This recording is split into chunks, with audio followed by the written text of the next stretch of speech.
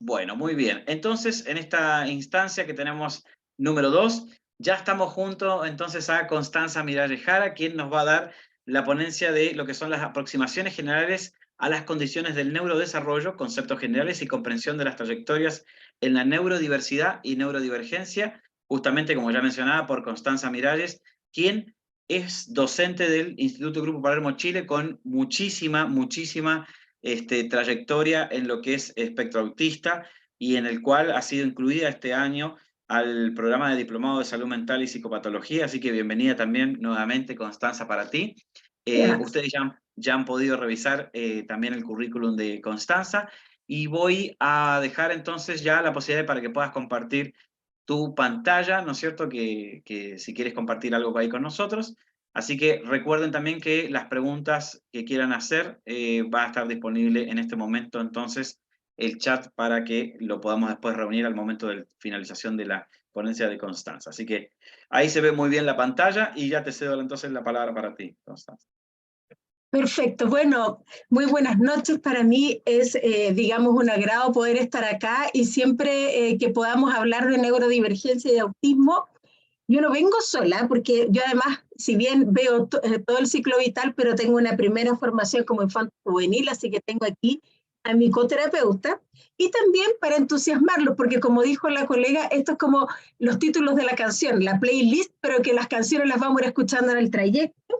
Miren, para entusiasmarlo, aquí tengo una maleta que esto es llena de juegos, títeres y todo para que nosotros también, digamos, no solamente podamos mirar esto teóricamente, sino también cómo podemos traducir, cómo podemos después llevar a cabo estrategias terapéuticas y no solamente, digamos, desde la terapia más tradicional y más verbal, sino que usando el arte, el juego, sobre todo sabiendo que acá funcionamos en todo el espectro de la capacidad, o sea, desde la discapacidad a las altas capacidades y también con distintos funcionamientos verbales. Entonces, les muestro todos estos materiales porque nuestro primer gran desafío es incorporar muchas, digamos, herramientas y tener un amplio repertorio para relacionarnos.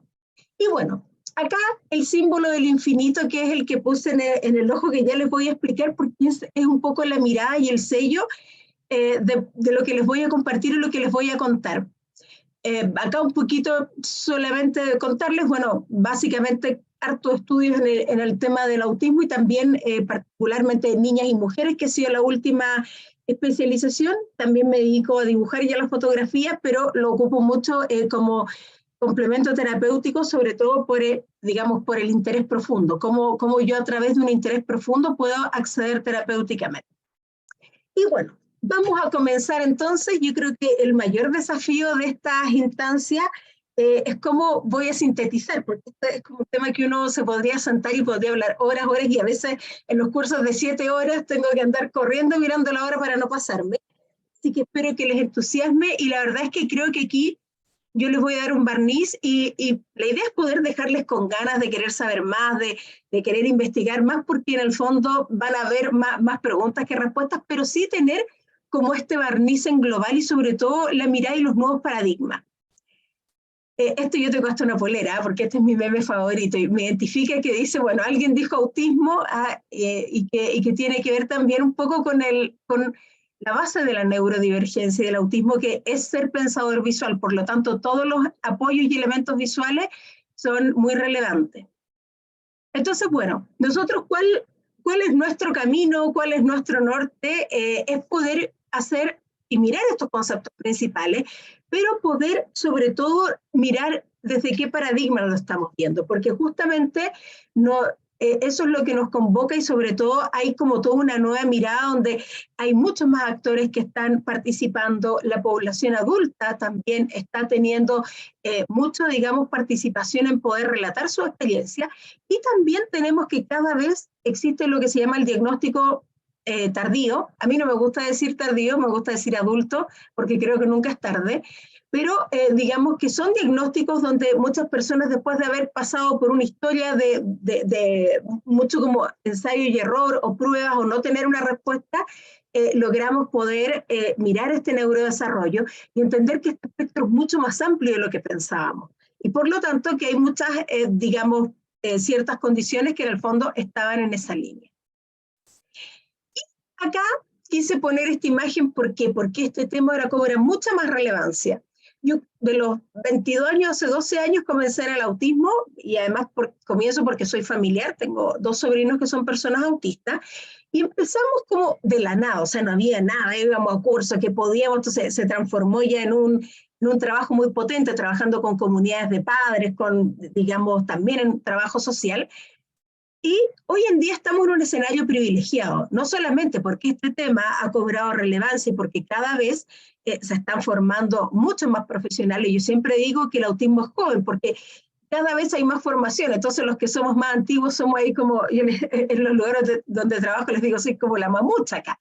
Pero justamente ha habido una corriente en la cual se ha estado incorporando, y sobre todo porque ahora tenemos la ley TEA.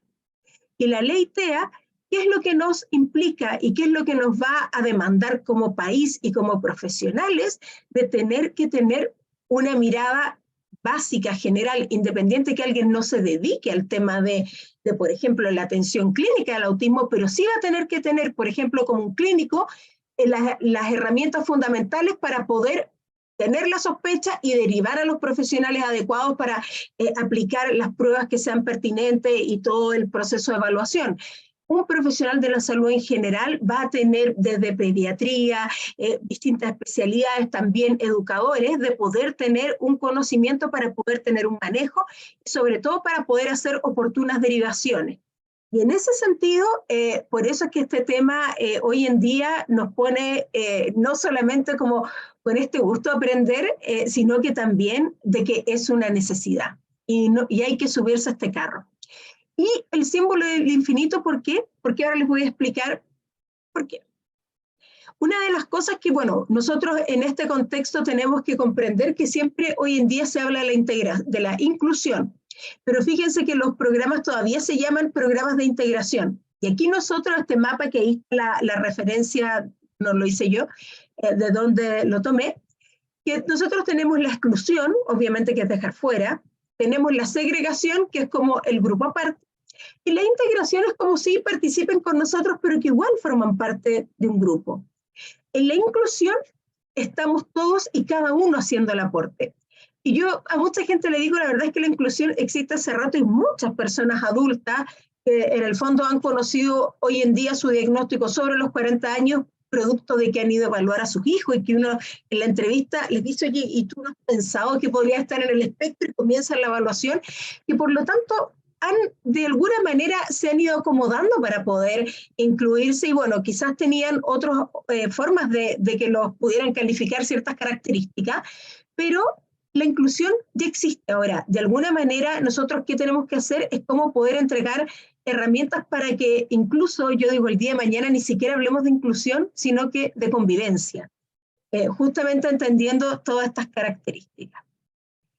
Nosotros tenemos bueno, nuestro referente, que yo aquí les hice una síntesis de cómo lo ve el DSM-5, y también cómo en las aproximaciones terapéuticas han ciertos cambios que han ido transitando. Generalmente se habla de deficiencias persistentes en la comunicación e interacción social, patrones restrictivos y repetitivos de comportamientos en intereses, y siempre se hablaba, digamos, en estos intereses que se manifiestan en habla estereotipada, interés en la monotonía, intereses restringidos, y también en términos sensoriales de la hiper o hiporreactividad sensorial a los estímulos. Hoy en día, si bien esto es nuestro parámetro oficial, pero los intereses restringidos muchas veces no son tan restringidos y se le llaman intereses profundos. El otro día veía una charla donde, por ejemplo, en un museo en Inglaterra teníamos un niño que era autista, y que él sabía tanto de dinosaurios que fue y le tuvo que corregir a un museo famosísimo que ese no era tal dinosaurio, que era de otra época, y tuvieron que hacer la corrección. Entonces, de alguna manera, ahí ya estamos hablando de un interés profundo y de una pasión profunda que, digamos, es un aporte para la persona y también para el mundo en el que está. Entonces, por eso es que antiguamente quizás se veía mucho el típico puzzle. El puzzle es un sistema o es una mirada que era como del misterio del autismo. Muchas comunidades adultas decían como que algo faltaba. Y hemos transitado un cambio donde se ha comprendido primero el autismo como una condición, Y por eso muchas personas hablan de autismo o de persona autista y no tanto del TEA, pero digamos es así como es conocido, pero en general las comunidades hablan de persona autista como una forma de estar en el mundo. Ya tenemos Judy Singer que incorpora el concepto de la neurodivergencia como un procesador distinto. Yo cuando voy a los colegios a explicarle a los niños les llevo como un sistema Android y les llevo un iOS como de un iPad, y mostrar que procesan distinto, pero que igual hay aplicaciones que puedo ir descargando que son como la terapia y que puedo ir teniendo resultados de distintas formas, distintos caminos, pero que sí los puedo tener. Comprender que es un espectro, y por eso nosotros tenemos este símbolo de infinito y de muchos colores, porque en el fondo el espectro es muy amplio. Entonces, cuando alguien dice, oye, pero yo conocí una persona autista y esta persona como que no parece, no, es que justamente es muy amplio y son distintas las necesidades de apoyo. Y ese es otro punto importante, porque al principio se hablaba de los 3 grados, grado 1, grado 2, grado 3, donde el grado 1 era de alto funcionamiento, el grado 2 era mediano funcionamiento y el grado 3 que era de más bajo funcionamiento. Hoy en día eso ya no se señala así, sino que se habla de las necesidades de apoyo. Primero porque el funcionamiento estaba muy restringido al funcionamiento cognitivo, también porque, digamos, había una mirada capacitista en el trasfondo, pero por otro lado porque en muchas ocasiones, y por ejemplo hay estudios que están validados, que mostraban que a veces las personas que tenían un mejor funcionamiento cognitivo podían comprender mejor las dificultades que tenían y una persona que tenía un funcionamiento o una comprensión menor del entorno y por lo tanto tenían más síntomas de angustia, lo pasaban más mal, muchas veces, por ejemplo, enmascaraban más y por lo tanto tenían más dificultades sociales porque no era tan ostensible y perceptible su condición y por lo tanto, digamos, la persona era neurodivergente pero se le exigía como neurotípico. Entonces, en ese sentido, también tenemos que mirar que las necesidades de apoyo no pasan solamente por qué funcionamiento cognitivo se tenga. ¿Ya? Entonces, por eso es que hoy en día se habla de las necesidades de apoyo.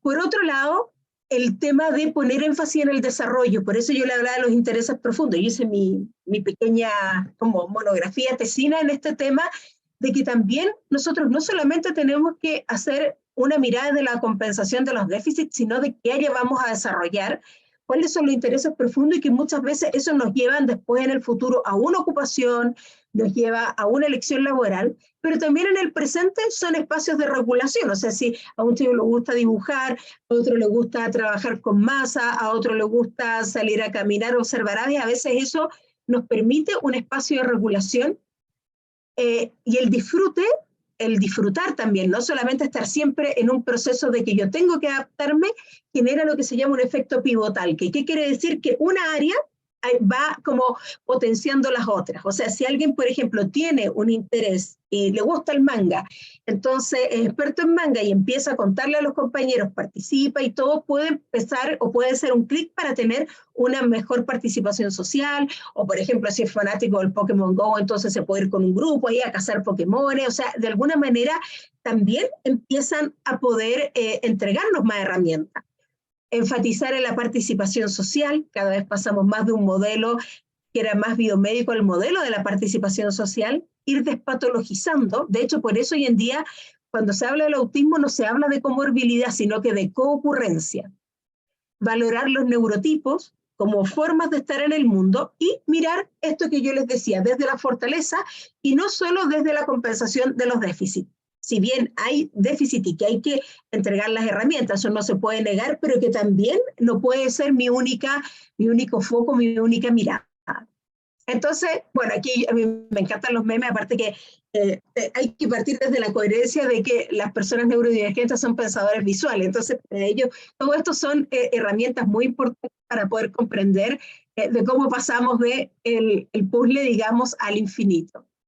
Entonces, esta lámina yo creo que es fundamental, porque nos muestra cómo muchas veces se cree que mucha gente ve el autismo, como que es menos autista o más autista. Y algo que para mucha gente le pasa, que lo encuentra tremendo, es que le dicen, es que no se le nota. Ese no se le nota es como, para los que son más antiguos, como para ponerle una cruz. Usted no lo diga. ¿Por qué? porque justamente estamos como fomentando el de tener que adaptarse o como que es deseable adaptarse a un modelo neurotípico. Y muchas veces es bueno que la persona lo pueda expresar y que en muchas ocasiones esto genera una genialidad y un aporte al entorno en que se está. Entonces, ¿cómo en realidad se ve? Y ahí viene esto lo del espectro que yo tengo que mirar en dimensiones.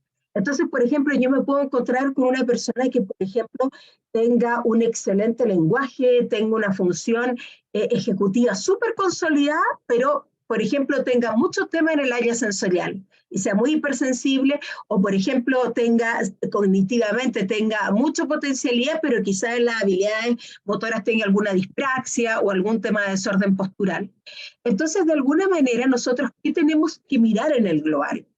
Tenemos que poder mirar de cómo se va desenvolviendo en cada área, poder comparar cómo avanzamos en cada uno de estos puntos, y también esto nos permite mirar este espectro, o sea, por qué en unos casos a lo mejor yo tengo que poner más énfasis en un aspecto, por qué en otros casos en otro aspecto, y también cuáles van a ser las prioridades de profesionales. En este super barniz, la descripción de la playlist, como decían que encontré muy bueno la idea, nosotros acá tenemos también esto, cómo han cambiado las miradas, el liderazgo y las estrategias. Primero, que han tomado mucho protagonismo los cuidadores, ¿ah? Entonces las personas cuidadoras.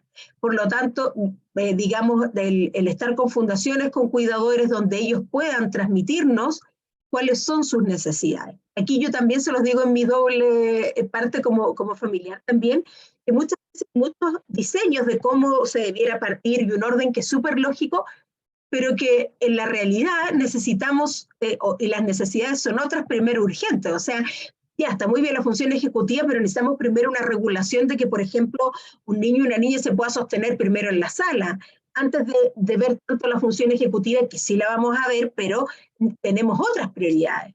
O de que, como tomando un poco muy interesante la ponencia de mi colega, el tema de la regulación emocional. O sea, hay veces que sí, hay temas que hay que trabajar de estrategias de comunicación, pero tenemos que partir primero por lograr un cierto set de regulación. Entonces, por eso es que hay mucho más protagonismo de los cuidadores a nivel social, escolar y de la comunidad. Y de hecho, gran parte de los logros que se han tenido es la comunidad que ha sido insistente. Para la pandemia, los permisos especiales, y en muchas ocasiones han sido las agrupaciones de padres. Y yo siempre les digo esto, para los que se quieran dedicar al neurodesarrollo. Yo en mis primeros 10 años que fui así como psicóloga genérica infanto-juvenil, nunca me había tocado ver a diferencia del autismo, y que me encanta, esos cuidadores, padres tan comprometidos con el proceso, que saben tanto, y que eso es muy bueno, pero que saben mucho, que estudian, que van a cursos, que se documentan y que se organizan muy bien. ¿Por qué? Porque, digamos, es tan demandante la tarea que en el fondo es la forma como de poder ellos poder trabajar mejor, poder también participar mejor y también poder darle las mejores estrategias a sus hijos. Un tema que también está un poco dejado de lado era el tránsito a la vida adulta, que eso también ha sido un tema bien importante.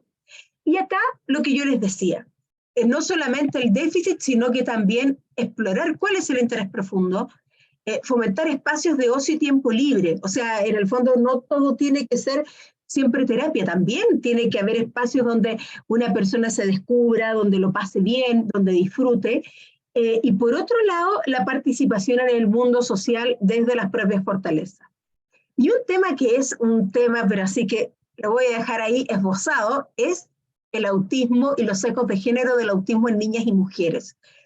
Justamente tiene otras manifestaciones. Hay ciertas pautas y muchos estudios que muestran que en términos globales hay ecos de género en la salud mental, donde se ha visto que hay una tendencia a que en los hombres hay manifestaciones que son más externalizantes y en las mujeres que son más internalizantes. Y esta pauta también ocurre en el tema del autismo. Entonces, ¿qué pasa? Que se observa, por ejemplo, a veces sintomatología anímica, sintomatología ansiosa, pero no se ve tan claramente, digamos, las dificultades. ¿Por qué? Porque generalmente tenemos niñas que, por ejemplo, se expresan muy poco, entonces pueden parecer como más tímidas, y no se logra notar claramente. Hoy en día se han desarrollado muchas herramientas y se ha afinado mucho el ojo en eso, lo cual es muy bueno, pero efectivamente todavía nos queda mucho que enseñar y demostrar de que en el fondo también hay un perfil que es totalmente distinto y que tenemos que aprender a mirarlo y a leerlo.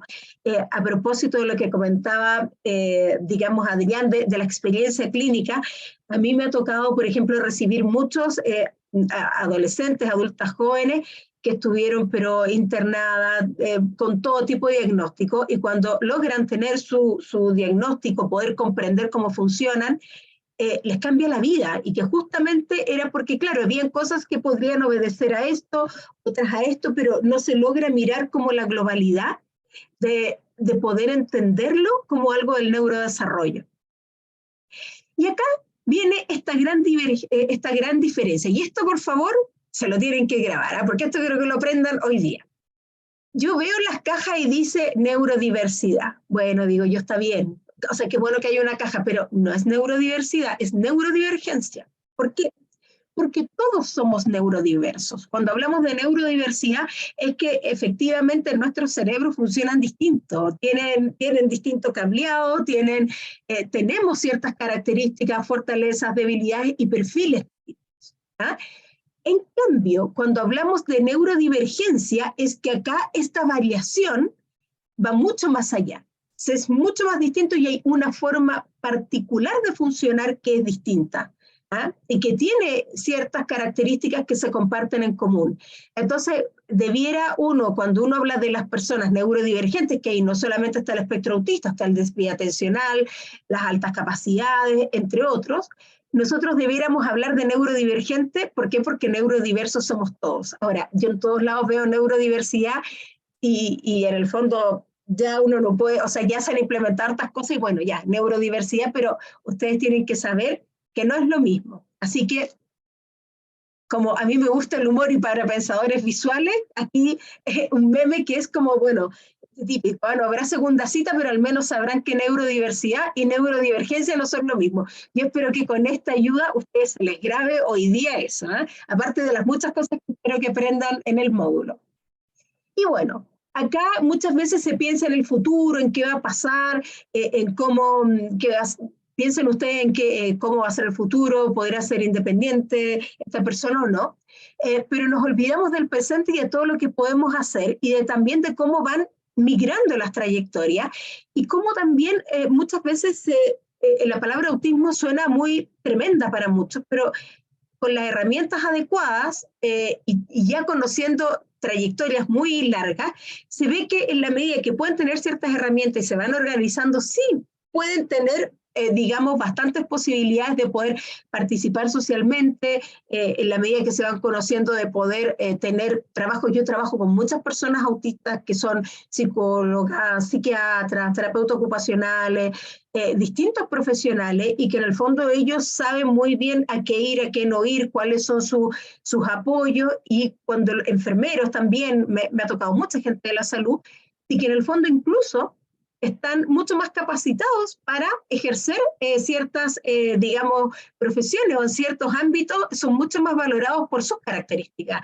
Un joven que siempre me da la opción, que tiene 27 años, que me acompañó yo trabajo también en un centro social, fuimos a dar una charla a los papás, pero él les fue a contar como adulto a los papás cuáles eran sus necesidades cuando era niño. Y dentro de las cosas que él contaba, que él decía, a mí me queda muy bien trabajar en la UTI, porque él lo decía como un poco un humor negro, pero decía, porque los pacientes no hablan, cosa de que le pasaba a otras personas que les preocupaba, y además había que ser extremadamente riguroso con el detalle de anotar, con los horarios de los medicamentos, el monitoreo, y decía, dentro de para mí rigidez y todo, era maravilloso, era el que llevaba mejor el servicio, con todo impecable. Entonces también poder mirar el aporte de la sociedad y cómo hay cosas que incluso lugares o espacios donde pueden estar mucho mejor que una persona, digamos, neurotípica. Y bueno, en este súper barniz, súper rápido que vamos a hacer, vamos a hablar un poquitito de la comunicación. Lo primero, entender que la comunicación, quizá acá muchos lo saben, pero precisarle la comunicación no es lo mismo que el lenguaje. Por lo tanto, y aquí depende mucho de las capacidades que hay veces que se puede tener un excelente lenguaje, por ejemplo, muy desarrollado, pero no así la comunicación. Entonces hay distintos perfiles pragmáticos. Por ejemplo, hay veces que si bien, que es el clásico que se conoce mucho más, que un perfil que es, por ejemplo, más retraído, que no mira los ojos, que, por ejemplo, no contesta o es muy breve en su respuesta.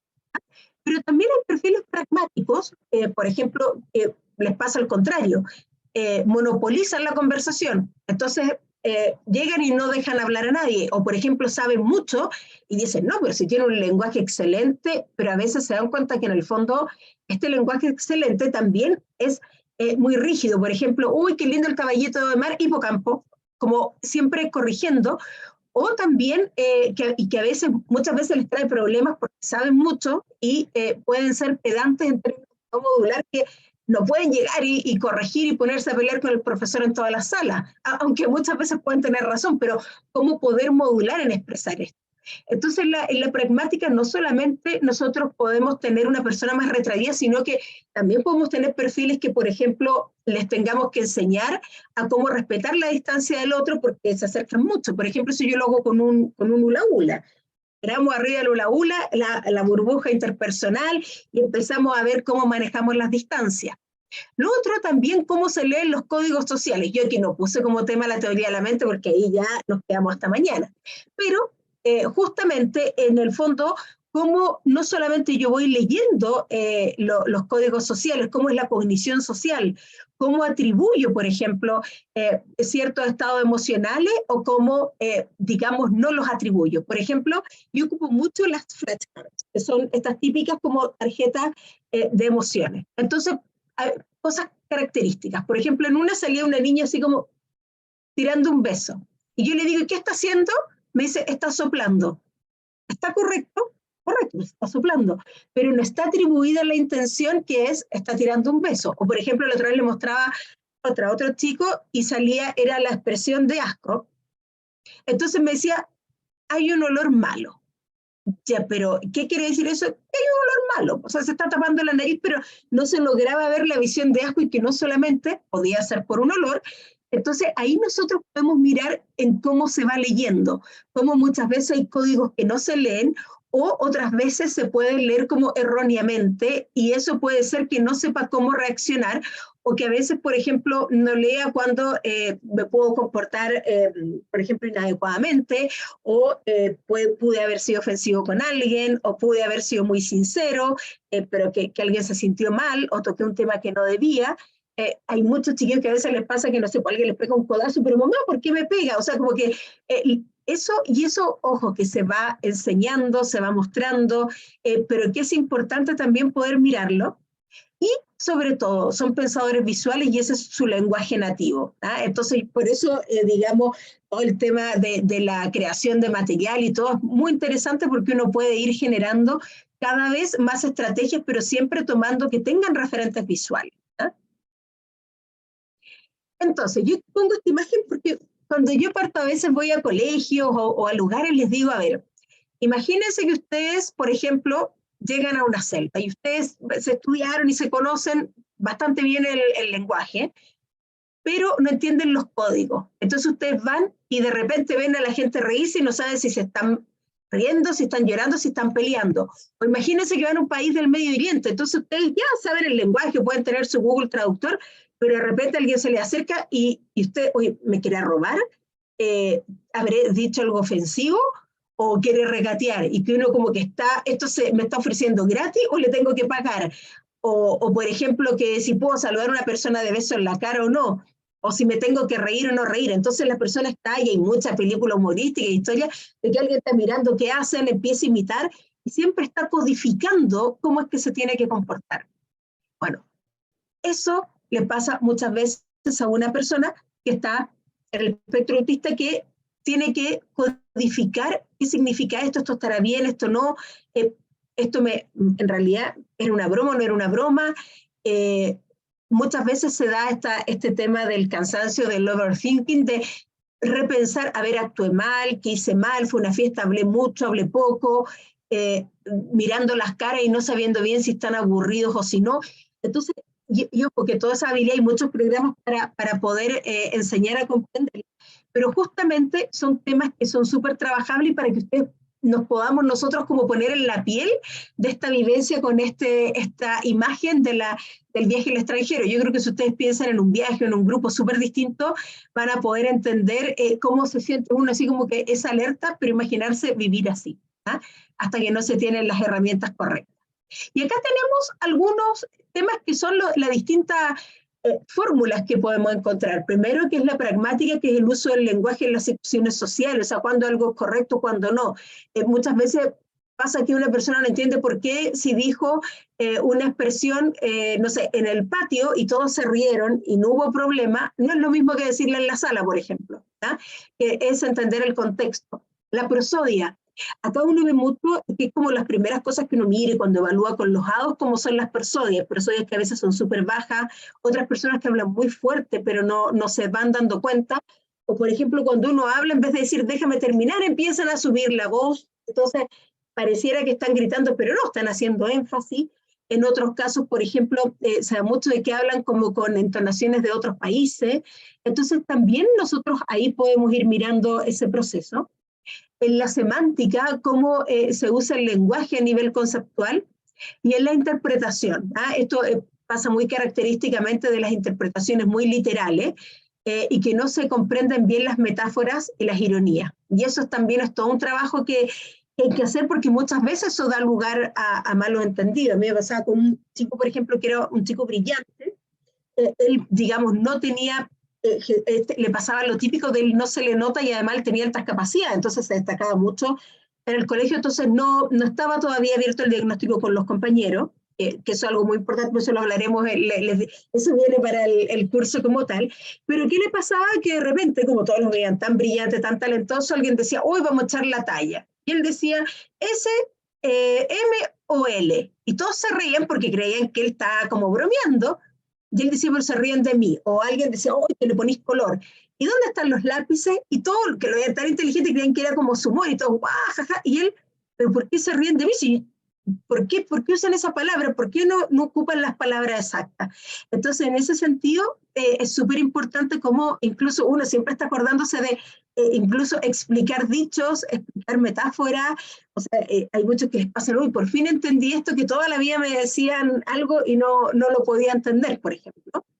Hay veces que pasa que tienen un lenguaje pedante, porque pasa que muchos tienen un lenguaje muy desarrollado, digamos, muy estructurado, pero que en el fondo siempre están hablando y están corrigiendo a otras personas sin poder leer muy bien de que no, eso quizás es mejor que no.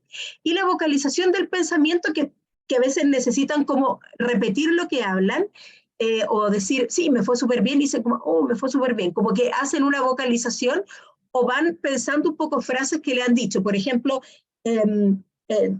una chica que conozco, cada vez que la miro dice, no te pasa nada, pero lo habla como en tercera persona. Eso se llama, digamos, esta inversión pronominal, pero que es como vocalizando lo que le puede decir la mamá, la abuelita, pero que lo va repitiendo. Acá, por ejemplo, aquí les muestro unos ejemplos de cómo uno puede enseñar esto. Este mono es para dibujar figura humana, pero el profesor de corporalidad le pusieron, y se llama Pali, y con eso, por ejemplo, hacemos una lectura general. Acá, por ejemplo, también usar muchas tarjetas, flashcards, imitar. Acá tengo, en uno de los centros que trabajo, tengo esta terapeuta canina, que es la Cuyencita, que ahí estamos con un Give Me Five. También muchos títeres, personajes, como que eso permite mucho poder entender, porque todo lo que yo haga con registro visual es como que queda, y además se usa mucho video, foto. ¿Por qué? Porque después los chiquillos van y ven súper entretenidos las fotos, los que hicimos, todo bien histriónico, pero como que van fijando esos aprendizajes, reexperimentando y fortaleciendo esas conexiones de lo que pudimos ir trabajando en la terapia, y también amplificarlo. Bueno, aquí yo no sé si veo que en el chat si hay alguna pregunta o después me las cuentan en voz alta. Y yo, bueno, yo voy rápido porque es tanta la información, pero si ustedes de repente necesitan algo, me avisan nomás. Bueno, en la función cognitiva, ¿cómo es el funcionamiento neurodivergente? Yo hablo del espectro autista, pero también podría ser en otras condiciones. se caracteriza por el hiperfoco. Y un hiperfoco bien administrado es un don. ¿Ah? Como decía Temple Grandin, una tremenda líder, una mujer muy influyente, experta en bienestar animal, que es autista y es una speaker muy conocida, decía, bueno, si no existiera los genes autistas, los hombres todavía estaríamos conversando en las cavernas, digamos, ¿por qué? Porque hubo alguien que se fue a una esquina y empezó hasta que hizo fuego, otro que se le ocurrió, y se fue en solitario a crear cosas, y el hiperfoco es un poco eso.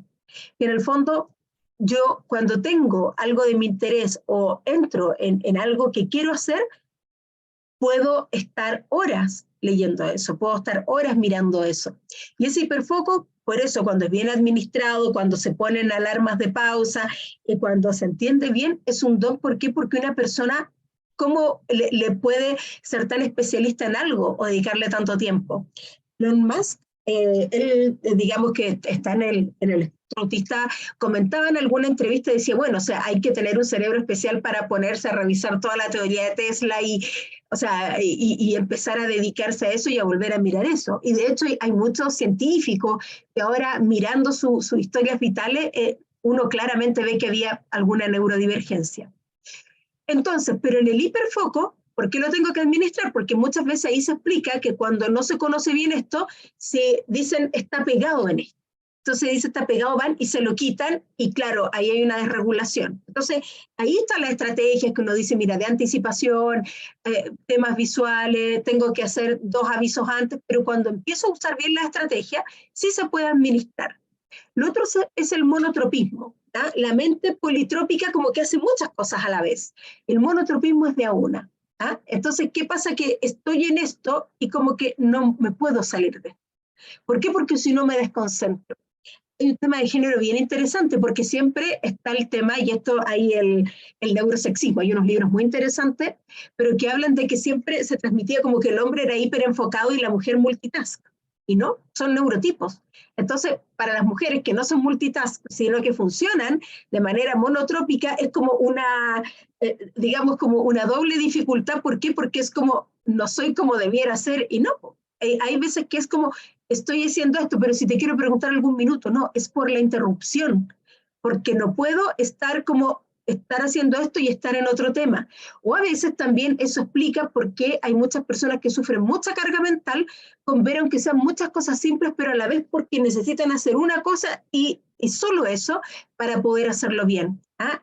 Lo otro, el pensamiento visual, pensar en imágenes, que eso es súper importante en términos de la comprensión, digamos, del espectro autista, de la terapéutica, porque en el fondo, cuando dicen es que le entró por un oído y le salió por el otro, claro, si yo no hice algo visual, no busqué una imagen mental, incluso aunque esté hablando, pero es decir, imagínate, o poner una escena, o ponerlo en una foto, o bueno, hacer stickers, ya les voy a mostrar, tengo unas impresoras de este puerto, un montón de chucheras, pero o hacer cualquier cosa visual, claramente queda mucho menos.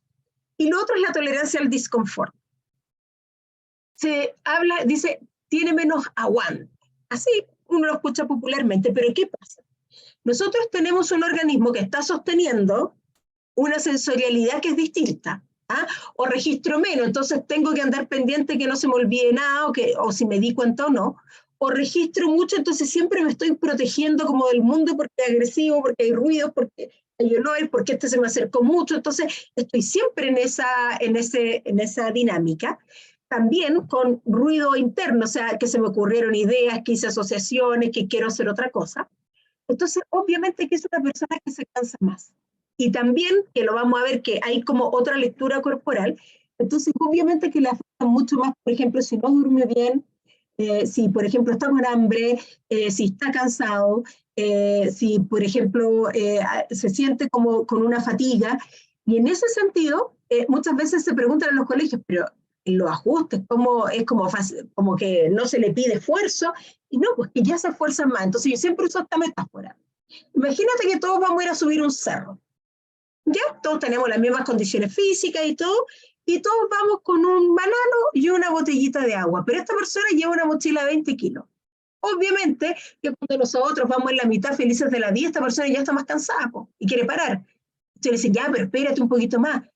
y quiere parar. Puede llegar igual a la cima, pero va a necesitar más descanso, más tiempo, de repente no, tomar más agua o quiero comer un snack porque en el fondo cansado y tengo hambre.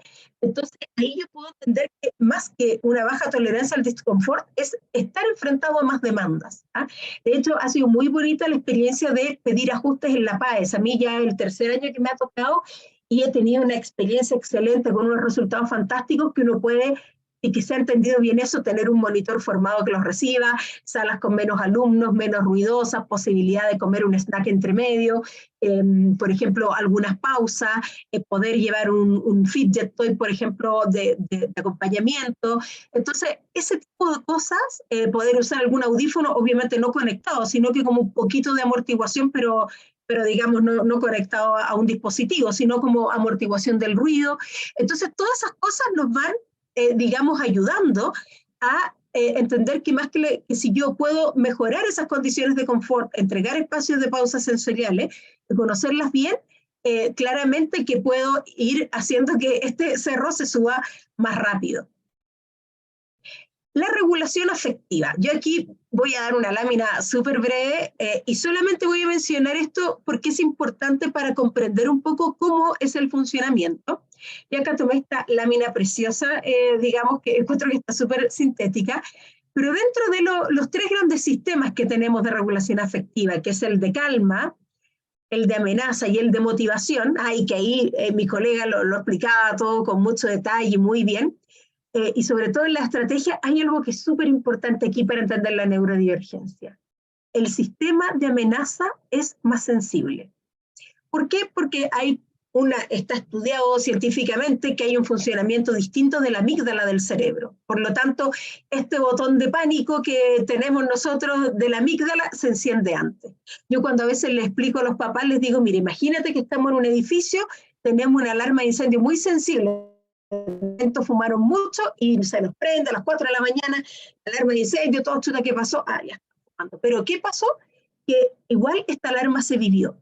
Entonces, ¿qué pasa? Que uno, en términos de qué es lo que quiere o qué es lo que necesita una persona, es primeramente estar regulado. Entonces, ¿dónde, por ejemplo, es que nosotros podemos aprender como terapeutas, la familia, en el sistema escolar, sobre todo con todo esto que yo les digo de la ley TEA, pero que nos demanda aprendizaje, es que en la educación y en muchos aspectos se funciona con el sistema de motivación. Entonces, vamos, que se puede, aguantemos. Está bien exigir más, pero siempre tengo que hacerlo en un momento de regulación. Porque si una persona está desregulada, lo más probable que va a pasar es que va a empezar a tomar aversión a esa tarea, va a ser mucho más difícil retomar. Entonces hay veces que yo tengo que dosificar y, por ejemplo, si a lo mejor hay algo y si está desregulado no lo hizo hoy día, no importa. Y muchas veces hay una crítica, pero ¿cómo no le está exigiendo? No, si le vamos a exigir después cuando esté regulado, pero en ese momento no. O por ejemplo, hay veces que hay manejos que se desreguló un chiquillo y le dice, ya, ahora tiene que ir a pedir perdón y se desregula de nuevo. Es que ya cuando está desregulado tengo que esperar y hacer, perdón, la reparación, pero ya quizás la voy a tener que hacer 24 horas después, cuando ya pueda yo tener un sistema, digamos, que haya bajado la alarma y que no se siga, digamos, exacerbando este estado. Entonces, eso también es un punto que es súper importante tener en cuenta cuando yo modulo el tema de la regulación afectiva. Ahora, acá hay muchos más matices. Nosotros, en el fondo, esto un poco poder darles un barniz y poder mirar por qué se hacen ciertas intervenciones, o por ejemplo, por qué de repente se necesita una pausa sensorial y poder, por ejemplo, llevar una figura segura que muchas veces le llama la atención a mucha gente que llevan figuras que son súper grandes, andan con peluche, pero justamente es que a veces son figuras seguras, o como mochilas sensoriales, que tengo, no sé, ciertas cositas que me ayudan, pero que de alguna manera permiten mostrar cosas. Yo, por ejemplo, tengo esta súper amiga, está toda así, pero que también ha sido subida, que esta es la Pulpi. Yo no tengo convenio con nada, para que no crean que después me van a pagar por Pulpi comprada, pero todo el mundo se la compra. Que, por ejemplo, este pulpo que lo venden así como en cualquier lado, tiene esto, miren, que es reversible, entonces se enoja y cuando se enoja se transforma a otra persona. Esta pulpa es así porque la pobre la han tirado, la pulpa y es bueno dejarla así, entonces cómo yo, por ejemplo, a alguien le puedo hacer la regulación. Hay veces que yo le muestro, mira, tú puedes volver a ti, quedarte tranquilo, esperar, volver al color, y justamente también cómo yo puedo no solamente mostrar que puedo salir de la emoción, sino mostrar la transformación que puede ocurrir cuando, como hay un sistema de amenaza que está mucho más exacerbado, puede haber desregulaciones que son mucho más desproporcionadas. Entonces sí, puede tener razón, pero en el fondo se puede reaccionar muy mal a que me saquen un lápiz, por ejemplo, o que me están haciendo tiritar la mesa. Entonces, hay muchas cosas que sí hay que poder conocerlas, entender cómo funciona el sistema para desde ahí poder trabajarlas y buscar las estrategias. Y acá, pensadores visuales. Aquí tenemos un ejemplo de hartas cosas que se pueden hacer. Por ejemplo, decir no te enojes es como... Y en cambio es distinto mostrar alternativas, ¿qué puedo hacer? Y fíjense que todas las ideas están siempre acompañadas visualmente. Podría ser incluso sin lenguaje si son más pequeños. O por ejemplo, el cómo entender la emoción. Aquí este super cojín que con velcro voy cambiando los ojos, la boca, entonces puedo ir leyendo. Acá, por ejemplo, tenemos qué cosas voy haciendo. O por ejemplo, los pictogramas. Decir respira. Yo le puedo decir a alguien, respira, y me dice, pero si todos los días respiro. Y tiene razón, po. O sea, entonces, si yo lo miro técnicamente, tiene razón, siempre estamos respirando, porque yo le voy a decir que respire. En cambio, por ejemplo, es tener un referente con una acción y con un referente visual es muy distinto. A ver, inspira como cuando huele una flor, ¿ah? O puede ser que no sea una flor, algo que le guste, de su interés. Y ahora expira como cuando soplas una vela. Entonces ahí yo puedo entregar un referente concreto de qué tengo que hacer. Entonces por eso es que es súper importante eso. Este sticker lo hice yo, porque fue como, bueno, no había como material donde compro esto, ya, pues aprovechemos el dibujo y lo hacemos. Y este me ha servido mucho, como el autocontrol, pero es de autocuidado porque igual me estoy dando un abrazo y dentro del abrazo no voy a hacer nada. O sea, es como cuidarme, cuidar a otros y funciona muy bien. ¿Ah? Por ejemplo, este es una máquina de sticker que yo tengo, que es chiquitita, y que hacemos sticker al instante. O sea, dibujamos, sacamos fotos, conectamos por Bluetooth y sale el sticker. Entonces, por ejemplo, yo como uso para cosas, poder explicar algo más global, tengo que usar referentes conocidos visuales. Entonces, poner límite al cono. Entonces después poner límite, o a veces pegar el cono sin palabras, lo tienen en una esquina, en una agenda. Entonces es como que miro el cono y muchas veces se imaginan mentalmente, como que viene alguien pesado, me quiere quitar algo y ellos se imaginan como poniendo el cono, oye, ¿sabes qué? Esto es mío después, y puede poder explicarse bien. O cómo explico una emoción como el enmascaramiento, como el camuflaje. Entonces miren, esto se llaman los flogs. Yo esto los amo, ¿ah? Entonces aquí explica esto, así como que está llorando y está haciendo así.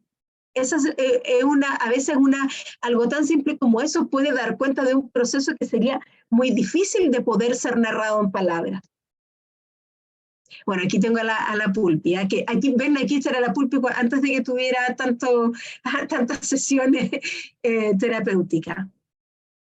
Ahí también el ejemplo, porque también es súper importante mostrar que, y una de las cosas digamos, a mí he tenido la suerte de trabajar con muchas personas autistas y también adultos autistas que nos decían esto de incorporen muchas cosas. O sea, aquí uno se pone creativo, inventa juguetes, todos sacamos láminas, plastificamos, hemos hecho un montón de inventos porque justamente es acceder desde otras cosas. Hay muchas sesiones que incluso, por ejemplo, yo aquí trabajo en Floor Time, pero por ejemplo cuando me siento en la consulta yo no me siento frente a frente. Eso es muy intimidante.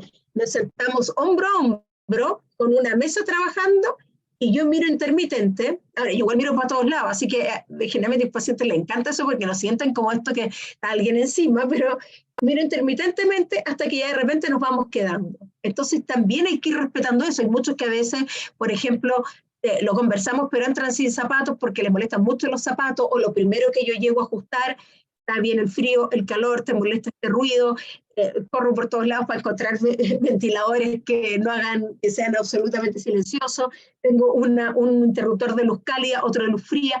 O sea, de alguna manera uno tiene que a veces hacer muchas adaptaciones que tienen que ver con estar cómodo sensorialmente.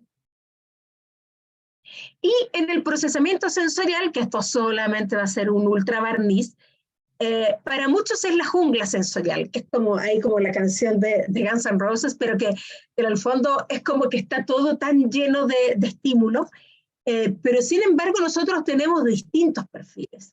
Y por ejemplo, un tema que es súper relevante, quizá acá pueden haber terapeutas ocupacionales que esto lo saben al revés y al derecho, pero que es importante entender para comprender el espectro que hay perfiles que pueden ser de bajo registro y que por lo tanto tenemos algunos que se regulan buscando estímulos y que a veces se confunden, por ejemplo, con el déficit atencional. Entonces, que a veces los primeros síntomas es morder, es tener que sentir muchas texturas, presión fuerte. En otros casos, por ejemplo, este bajo registro es más pasivo, entonces a veces los pueden ver más o puede impresionar más como un trastorno del ánimo o como que la persona está ausente, distraída, y ahí hay distintas técnicas. O sea, para una persona con búsqueda sensorial debiera tener ciertos apoyos. Hay muchos que, por ejemplo, necesitan sentir el cuerpo, entonces hay unas máquinas de masaje, otros una primera capa como de ciclista pretapa para sentir el cuerpo, entonces poder estar más tranquilo. Hay veces que los que son más pasivos, hacer, no sé, un baile, una actividad para despertar el alerta, entonces sí puedo, por ejemplo, hay muchos que yo les digo ya, el playlist de la mañana, entonces una música entretenida, si bien histriónica, entonces con eso levantamos la alerta para la llegada al colegio, porque si no llegan así como durmiendo. Oye, eso no solamente va al bajo registro, yo creo que todo nos puede servir como estrategia.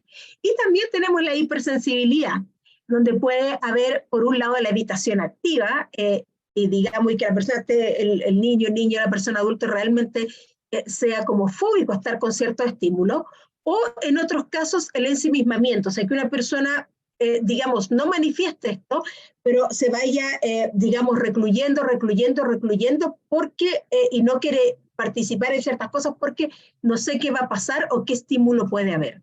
¿Eh? Ahora, este tema va a ser para hartas horas, así que yo por eso solo les mostré el mapa general y se van a quedar con dudas porque la gracia es que se queden con dudas para que quieran aprender esto, digamos, con detalle porque es muy, muy interesante. Y tenemos este que ya le llaman el octavo sentido, ¿ah? Que nosotros tenemos los 5 sentidos externos, tenemos internos la propiocepción, que es la presión profunda, la de los abrazos, y el vestibular, que es equilibrio, pero la interocepción es cómo yo codifico lo que me pasa en el cuerpo y las emociones. Entonces hay veces que, por ejemplo, puedo sentir, por ejemplo, como mucha tristeza, y es que estoy cansado. Pero es que cuando estoy cansado estoy triste, y después se encuentra, no, tenía que dormir nomás. O por ejemplo, que no se vaya monitoreando, que eso pasa mucho, en los de bajo registro, por ejemplo, cuando se cansaron, entonces de repente caen rendidos y no quieren nada, pero no lograron decir, oye, ya me estaba cansando. Ahí yo le enseño la batería, el teléfono te avisa al 15% cuando tienes que cargarlo, ya, pues vamos a hacernos una batería personal para eso. Bueno, y aquí un amplio mapa de fidget toys. Esto yo, bueno, en la maleta tengo montones que ahí les voy a mostrar. Yo les digo que no tengo convenio con ninguna tienda, porque después les muestro muchas cosas o de dónde se compran, pero para que sepan que es compartir datos, básicamente. Y bueno, acá también los referentes visuales, aparte de los pictogramas, este juego, si alguna vez lo compran, tienen que ustedes ultra revisarlo y chequearlo, porque es muy ordinario, se los digo al tiro, pero cuando yo hago todo ese filtro, me encuentro con unas imágenes muy buenas para cómo describir emociones. Por ejemplo, a veces los stickers, los memes, o tener todo esto para contar historias sociales, aparte de los pictogramas, sino que cosas que vemos cotidianamente, es una súper buena herramienta terapéutica. Entonces, en ese sentido, eso también funciona súper bien. Siempre recordémonos que son pensadores visuales. Entonces, esto es muy interesante. De hecho, hay con hartos que creamos memes, entonces como que cuando estoy ansioso, como un camino, voy a mis intereses profundos, sobrepienso todo, o que vamos buscando distintas cosas y elementos para poder entender la propia experiencia. Acá, por ejemplo, en las historias sociales, aquí teníamos, es una historia de cómo transitar a la presencialidad, entonces ya, cómo se comía, pero la colación no era compartida, entonces aquí tenemos cada squishy que tiene su comida y armamos como cierta historia social dramatizando situaciones donde permite que después queda un esquema de cuando me toque esa situación. Yo soy súper buena para lo que hacemos, que para darle la agencia al niño, como ellos me calman. Entonces, yo soy súper buena para la pataleta, hago pataleta, soy el que no comparte, y ellos me tienen que dar instrucciones, pero el propio hecho de ellos producir ese discurso les genera tranquilidad. Por ejemplo, me sirvió mucho para las vacunas. Encontré un lápiz ochentero, que son súper antiguos, pero que era igual que una vacuna. Oh, maravilloso. Y ahí ellos eran los vacunadores a los monos. Entonces uno se portaba bien, yo era otro que no quería, y ellos calmaban, y después me contaban las mamás que iban y cuando se vacunaban empezaban a calmarlos a ellos, a los otros niños, pero me decía, era igual como la escena que tuvieron cuando les tocó vacunar y cuál era el discurso. ¿Por qué? Porque ya habíamos dramatizado la historia social.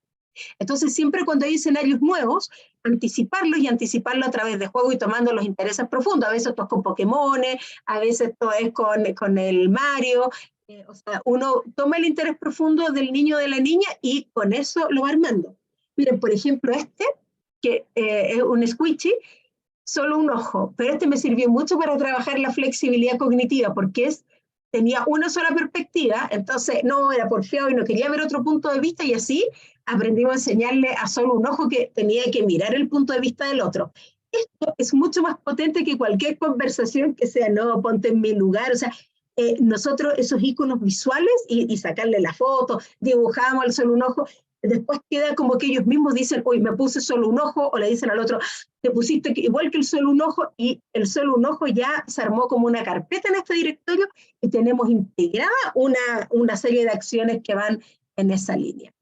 Los juegos acá distintos, bueno, estos son de, por ejemplo, preguntas, porque pasa muchas veces que, y aquí yo miro como mis dos etapas de la vida, la terapia neurotípica y la neurodivergente. La terapia neurotípica, hacer insight, es súper angustiante. Acá uno al principio tiene que entregar como justamente lo que más les cuesta. En cambio, cuando yo entrego discursos, palabras, puedo decir, sí, esto sí me pasa, esto no. Y después ya puedo ir desarrollando más. Entonces acá, por ejemplo, en la mímica es, o cómo yo teoría de la mente hago una mímica que el otro entienda lo que estoy haciendo. Entonces, teoría de la mente, o por ejemplo, adivina la palabra sin decir 3 palabras prohibidas. Esto parece como de sábado gigante, pero funciona súper bien porque tengo que ponerme en el cerebro del otro para que el otro, ¿cómo lo va a entender? Por ejemplo, para el contar hasta 10, no, yo estos los compro por mayor porque le digo, más que contar hasta 10, tengamos un relojito de arena de 10 segundos. Y mirarlo y ver cómo cae es mucho más útil. Tarjetas de emociones, que ahí tengo varias. Bueno, esto mismo que yo les decía, las soluciones concretas con referentes visuales. Estos son unos stickers que hice yo pero de ir desglosando ítems. O sea, nosotros tenemos que saber que vamos a lograr lo mismo, pero tenemos que darle instrucciones de a una. Entonces, esta semana vamos a trabajar, iniciar una conversación. Y como yo digo, start, tengo que buscar un referente visual que me permita apoyar el proceso. Y bueno, para ir cerrando este tema que podríamos hablar mucho, un poco aquí muchas veces pasa que cuando se tiene primero el diagnóstico recién, se empieza en este tema, es como que a veces se cierra una puerta, se ve todo medio oscuro, bueno, ¿por dónde empezamos? Pero después se abre un universo entero, porque cuando uno empieza a comprender la neurodivergencia, empieza a encontrar los dones, empieza a tener las estrategias de manejo, empieza ya a leer. Yo voy a una parte, a un colegio, y ya sé, uy, aquí entra viento, no. Acá el locker, ¿cómo se lo ponen al medio? Ponlo en la esquina, porque cuando lleguen va a pasar esto. No sé, que lo dejen 5 minutos antes para calentar la comida, o qué tipo de termo le va a llevar, porque este termo tiene un olor raro, ¿no? Mejor llévale una colación fría con esto. O sea, detalles, pero que cuando uno empieza a leer esos detalles y se pone como en la piel del otro, realmente puede lograr esta regulación y poder ir aliviando la mochila. No la voy a sacar entera, pero si era de 20 kilos para subir el cerro, lo podemos dejar en 10 y va a ser harto mejor el trayecto. Así que bueno, muchas gracias. Esto es maratónico, yo además igual hablo rápido y voy así hago como un bombardeo de información, pero justamente espero que esto les deje preguntas e ideas para poder comentar. Así que eso es lo que tenía preparado para hoy. Bueno, muy bien, Constanza. Bueno, la verdad que te pasa lo que me pasa a mí cuando me toca hacer un taller. ¿Cómo hacer en 40 minutos hablar todo lo que uno sabe lo que uno siente, y se nota aquí muchísimo. Sé que en tus cursos, hasta en los cursos que tú nos haces también, nos quedamos cortos con tantas cosas y se nota mucho todos los recursos que tú tienes, así que muchísimas gracias por eso. También te agradezco muchísimo que el compromiso de siempre estar hablando de este tema, de seguir actualizándonos. Está fabuloso todos los recursos también que tú nos dejas acá de regalo, así que muchísimas gracias para ti. Aquí estoy leyendo ahí que me encantó, excelente, dice muy interesante el tema, también me gustó el apoyo visual. Bueno, como siempre tú lo haces así muy dinámico y muy lúdico, así que gracias, Constanza. Ya, pues muchas gracias a ustedes también por escucharme y porque siempre tengo yo, esto siempre me paso, la verdad es que cada vez menos, pero 10 minutitos que me tomé extra. Así que no sé No, si está hay, bien. si hay algún espacio para preguntas o no. Bueno, si es que alguien tiene alguna pregunta o alguna reflexión que quiera hacer, lo puede indicar en el chat. Mientras tanto, les digo que hemos dejado, y lo voy a volver a repetir una vez más, el link de asistencia para el registro, para que lo hagan solamente una vez los que no lo hayan hecho. Agradecerles también que estén participando acá.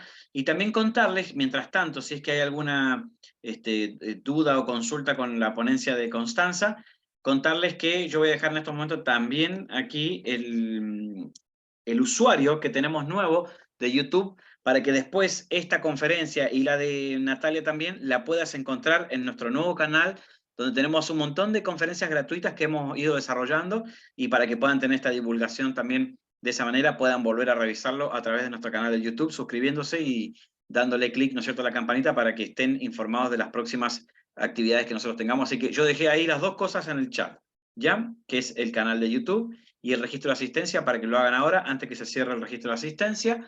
Y también comentarles que, bueno, en el caso de que ustedes estén interesados en el programa de diplomado, pueden ingresar al grupo paralelo.cl y revisar la postulación, programa completo y la fecha de clase también. Así que eso, Constanza, bueno, creo que no hay dudas, así que buenísimo igual, y te mando un abrazo gigante. Ojalá nos veamos en el aniversario ahí en Santiago en forma presencial ahí en el mes de julio. No voy a contar cuándo va a ser todavía porque falta tiempo, pero vamos a hacer ahí nuestra fiesta de cumpleaños, número ya 14, así que ahí vamos a estar saludándonos y viéndonos. Bueno, Perfecto. bueno, dale, dale. Nada, solo despedirme, que estén muy bien.